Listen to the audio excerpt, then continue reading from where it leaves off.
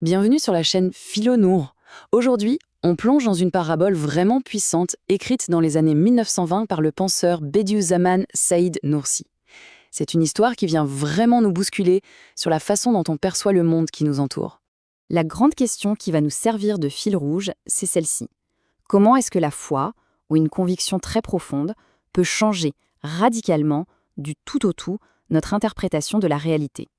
Eh bien, cette parabole, elle nous offre une réponse assez saisissante. Allez, on entre dans l'histoire.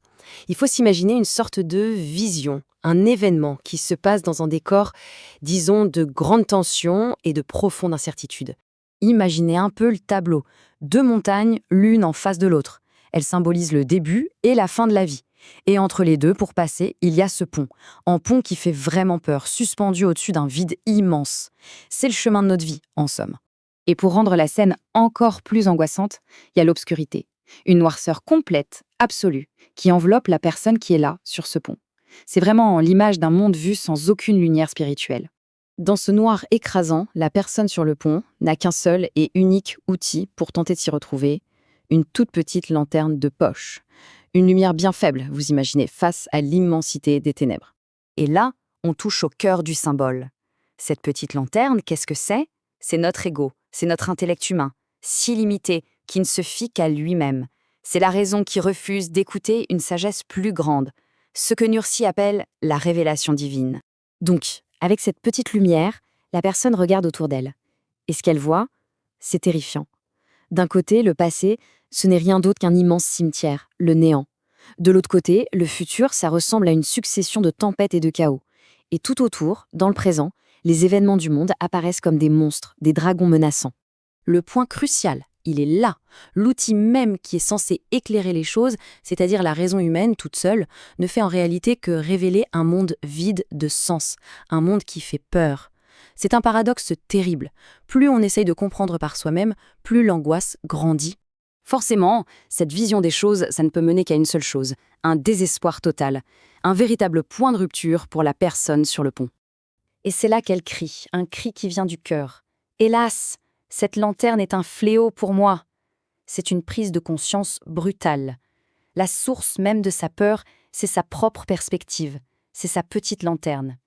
Alors, dans un geste de rage, de frustration, mais aussi de lâcher prise, la personne jette sa lanterne par terre et l'écrase.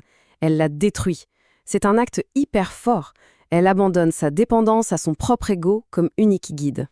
Et ce qui se passe juste après, c'est fascinant. L'acte de briser la lanterne va déclencher un changement absolument monumental. D'un coup, c'est comme si quelqu'un avait allumé un projecteur géant. L'obscurité disparaît et l'univers entier est baigné dans une lumière éclatante. Une lumière qui révèle tout. Bon, maintenant, voyons un peu ce que cette nouvelle lumière change concrètement. La vraie nature de chaque chose apparaît, et c'est complètement différent de ce que la petite lanterne montrait. Prenons le passé, par exemple. Ce n'est plus du tout un cimetière obscur. Non, c'est devenu un jardin magnifique, plein de vie, où des âmes lumineuses continuent leur chemin. Le passé n'est plus une fin, c'est une continuité. Le futur, lui aussi, est méconnaissable. Fini les tempêtes et le chaos.